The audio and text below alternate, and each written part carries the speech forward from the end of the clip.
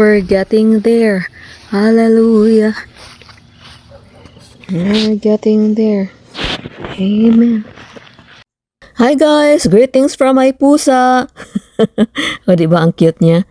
Oh my gosh, nagkasakit siya guys kasi nung kinabubo ko siya, ayaw na niyang bumaba doon sa bed namin. Yung ibang pusa ko, yung mga itim na mga pusa na may sipon, they take turns na licking. Parang kinukomfort siya ba, palagi siyang linilik. Like they take turns in grooming him. Yung nag-ano sa kanya, nag-groom sa kanya, yan may sipon. Tapos yung kapatid din niya, may sipon din. So yun, nahawaan siya. At itong pusa na ito, ayaw kumain ng kanyang vitamins. So yan, habang natutulog, linalagyan ko ng vitamins niya. Maro, ayaw niya talagang kumain. Yan tingnan nyo, sinisimhot lang. Hey, Dusty!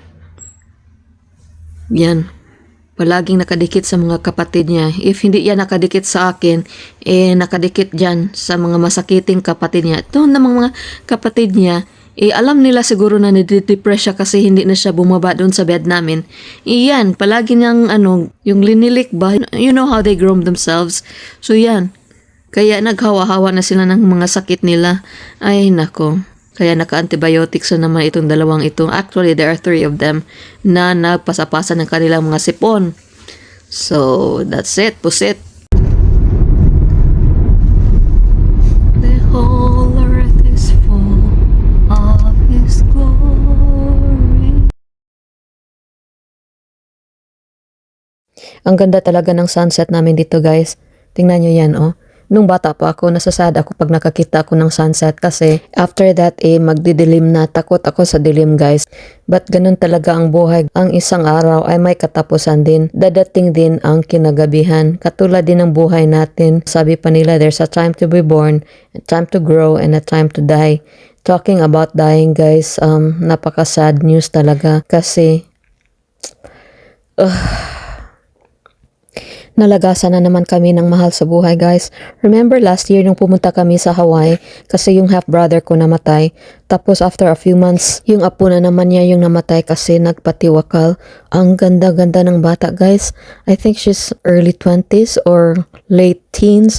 Tapos parang model. Hindi ko lang malagay yung picture dito kasi bawal ang privacy nila kasi mga Amerikano na. Pero ang ganda-ganda, parang artista. Ay, ang sakit. Tapos, the other day, nag-message sa akin yung aking sister-in-law, yung asawa ng kapatid ko na namatay. Tapos sabi niya, namatay daw yung youngest nila, si Gordon. Oh my gosh. Nag-collapse lang siya tapos namatay, hindi na-revive. I can just imagine the pain of my sister-in-law. Yung less than 2 years, 3 family members ang namatay, guys. Ang sakit-sakit talaga. Parang, ewan ko lang kung paano niya makayanan ito. My goodness. Tapos yung si Gordon pumunta dyan sa Pilipinas yan noong 1985 ata. Tapos I think he was only like 13 years old at that time. At ang gwapo-gwapo talaga na bata. Ang daming nagka-crush sa kanya. Tapos yun, hindi na kami nagkita. But then after several years, noong 2008, pumunta kami ng asawa ko sa Hawaii. Tapos nakita namin siya ulit. Last year nung namatay yung papa niya, doon kami nagkita ulit. And he was so nice and he was so bubbly. Kaya dapat, ready tayo anytime kasi anytime mawala tayo dito sa mundo. After all, ang buhay natin dito sa mundo ay temporary lang. We are just pilgrims here. Nahulog daw yung yellow flower ko kaya transfer na ni Cory dyan. Pero eventually itatanim ko yan doon. Ayan. Tapos, linagyan ko ng mga flags yung driveway namin kasi kailangan na naming mag-rent ng bobcat para mag-dig kami ng 10 inches deep na trench dyan para lagyan namin ng aming driveway, which is going to be very expensive. Ay, nako. But at least we're almost there. We're getting there. Hallelujah. We're getting there. Amen.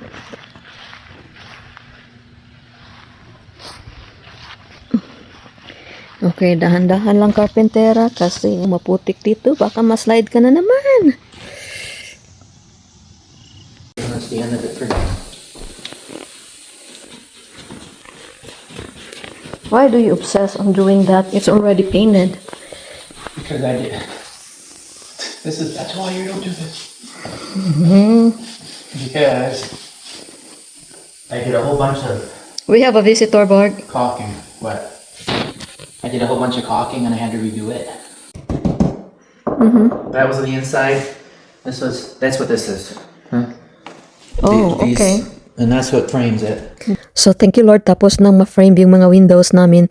Tapos, kaunti-kaunti na lang talaga. And then, after that, magsastart na kaming i-finish yung aming flooring. So, yan, si Cory at ako lang talaga yung nagagawa ng mga trabahoin dyan sa loob ng bahay namin. Kasi pag mag-hire pa kami ng ibang karpentero, ang mahal-mahal guys. Grabe. We're going to fix our flooring. Fix everything. You know, put something on the holes and the nuts. My hardworking husband. Isn't it beautiful? Looks like it's got chicken pox. Chicken pox. It's more of a psoriasis for me. I took the calamine version and chicken. I don't know. I like the black one better. It has a good accent, the black. You should have gotten a black colored patch. But, Well, you can stain it black if you want. right, yeah. I wanted it to be natural stain. However, now that it looks like it has chicken pox, We'll see what it looks like in your eyes. we will just stain this black. I want it to be stained natural. My husband did a good job with patching the holes on our flooring, but then I don't like the color. It looks like it has chicken pox. And what did you say earlier? Yeah. But wait until it dries and gets sanded. Oh, you said chicken pox, but I said it looks like it has psoriasis. Yeah. Yeah, it could have been better if we continued the black body here, but man alive, they're horribly expensive. So we just opted in natural patch. But then again, so that only means one thing. Our stain would be a little bit darker instead of staining it natural. I like to stain it natural because I want to see the grain like as it is.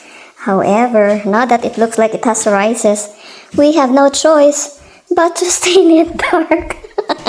Yeah. No, that's okay. Look at my cute husband there. Good job, boy. And I'm almost done with the hallway installation of our hardwood floor. So, getting there. Except that we have a floor that has psoriasis.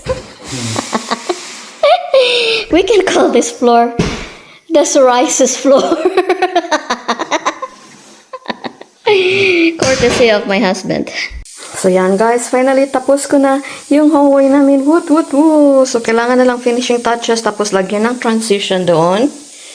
Tapos lagyan ng baseboard sa kada kilid. Yan. And then, i-finish itong hindi pa natapos. At saka doon.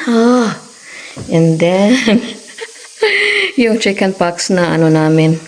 My gosh guys, tingnan nyo ito. Yan, dahil alam niyo kung anong nangyari. Yes, mura nga itong hardwood namin. Pero sabi ng tao, like, gamitan mo ng ganito, yung mga buslot-buslot ba? Yung mga butas-butas. Ang problema guys, yung mga butas-butas dyan, ang dami talaga. Tapos ilang butas lang, naubos. So sabi ko kay Cory, punta ka, balik ka doon sa sa store na binilhan natin ito. Guys, my gosh, yung isa nito is worth $37.